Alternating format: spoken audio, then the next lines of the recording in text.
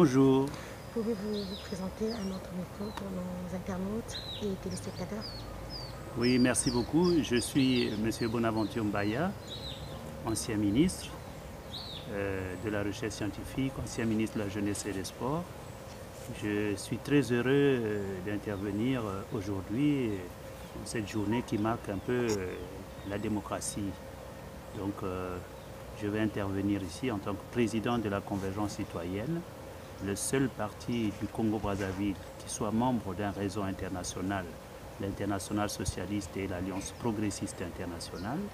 Et le sujet, le thème de la démocratie est un sujet qui est capital, qui est primordial pour nous, les sociodémocrates, à travers le monde et à travers le continent africain. Et je coordonne ce réseau au niveau de l'Afrique centrale, mais également je suis en contact avec tous les autres membres de notre réseau, M. Antonio Guterres, le secrétaire général des Nations Unies, et les premiers ministres du Portugal, les premiers ministres de la Suède, y compris dans beaucoup d'autres pays. Ici en Afrique, nous sommes aussi de nombreux sociodémocrates au pouvoir, le président Issoufou et d'autres, le président Ibeka. Donc c'est très très important. C'est un thème important pour l'avenir politique du continent africain et des pays comme le Congo. Merci, Monsieur le ministre. De façon succincte, c'est quoi la démocratie? Alors la démocratie, c'est un terme, c'est un mot qui vient du grec. Démos, kratos. Démos, en grec, ça veut dire le peuple. Kratos, c'est le pouvoir. Donc, la démocratie, c'est le pouvoir par le peuple, c'est le pouvoir du peuple. Cette notion de démocratie a été créée et mise en place en Grèce au 5e siècle avant Jésus-Christ. Donc, c'est un vieux système au sein de l'humanité. C'est au 5e siècle avant Jésus-Christ que Aristote a mis au point la démocratie, c'est-à-dire le pouvoir qui doit émaner du peuple. La démocratie, c'est donc un système de gouvernement des peuples. Ce qui veut dire que quand Aristote a mis cela en place, ce système a consisté à reconnaître que le pouvoir émane toujours du peuple. Et que pour cela, le système a une responsabilité. Le système démocratique a une responsabilité qui est la responsabilité de codifier, c'est-à-dire de fixer les conditions et les modalités d'accès et de succession au pouvoir.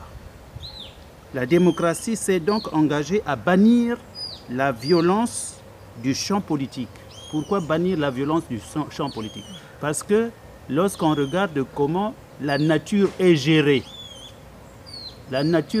comment? Vous regardez par exemple dans un poulailler, les coqs et même chez les animaux, les moutons, les bœufs, les lions. Pour choisir celui qui va diriger le troupeau, il n'y a pas de vote. Ce sont les mâles qui se battent, et le mâle qui réussit à vaincre les autres mâles, c'est lui qui prend la responsabilité de gérer toutes les femelles et les enfants. Vous comprenez?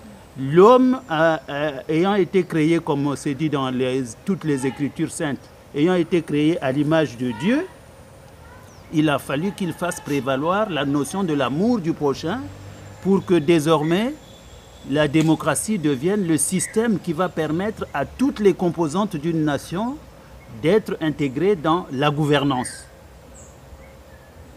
C'est ça le véritable principe de la démocratie qui a fait qu'il fallait bannir du système politique la violence.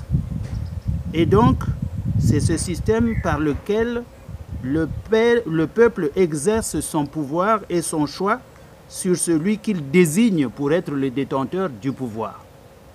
Ça se passe par les élections, ça se passe par les votes. Et les élections et les votes, qui sont en quelque sorte le soubassement du système démocratique, doivent se dérouler dans un climat consensuel entre toutes les composantes de la nation. Dans ce contexte, le pouvoir politique doit cesser d'être le jeu de l'arbitraire de celui qui détient le pouvoir. Parce que quand celui qui détient le pouvoir n'utilise plus les principes de base de la démocratie et cherche seulement à s'appuyer sur l'ethnie d'où il est issu, la démocratie devient ethnique parce qu'elle va isoler les autres composantes de la nation qui ne sera plus en quelque sorte associée ni impliquée dans les grandes décisions. C'est pour cela que souvent les systèmes politiques deviennent comme des dictatures.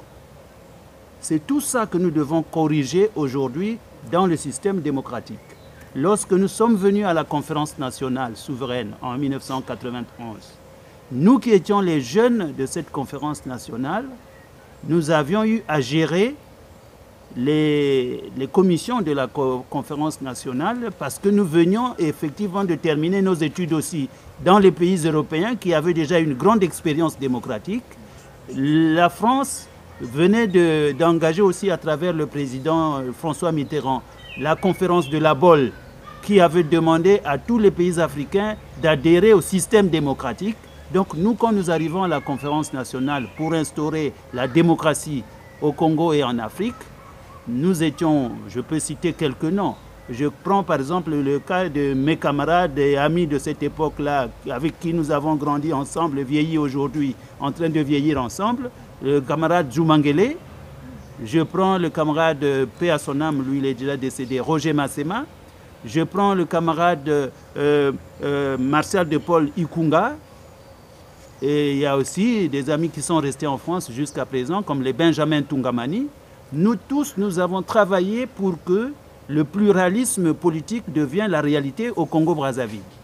Donc la conférence nationale a validé le pluralisme politique et le pluralisme politique a donné naissance aux partis politiques et ceux qui détenaient le pouvoir à partir de ce moment-là devaient en permanence être en contact avec tous les partis politiques, tous les acteurs politiques, qu'ils soient proches du pouvoir ou qu'ils soient à l'opposition, ou qu'ils soient au sein de la société civile. Les détenteurs du pouvoir doivent en permanence consulter ces différents acteurs de la vie sociale et de la vie politique pour prendre les décisions capitales dans le pays. C'est ça la démocratie. Et la démocratie doit également tenir compte des desiderata du peuple. Ce que le peuple attend, ce que le peuple souhaite, ceux qui détiennent le pouvoir doivent prendre tout cela en considération. Lorsque les desiderata du peuple ne sont plus pris en considération, alors le pouvoir devient une autocratie. C'est celui qui a le pouvoir, qui fait ce qu'il veut.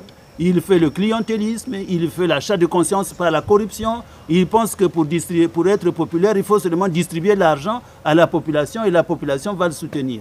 On ne tient plus compte de ce que le peuple attend, mais on se préoccupe beaucoup plus de la soumission du peuple.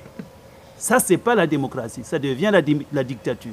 La démocratie met en place le système de la consultation permanente du peuple par rapport aux grandes décisions qui doivent être prises dans la gouvernance du pays. Aujourd'hui, notre pays est considéré comme être un pays mal gouverné. Il faut qu'on corrige cette gouvernance-là et qu'on restitue les valeurs de la démocratie pour que le pays cesse d'être victime des conflits politiques et je dirais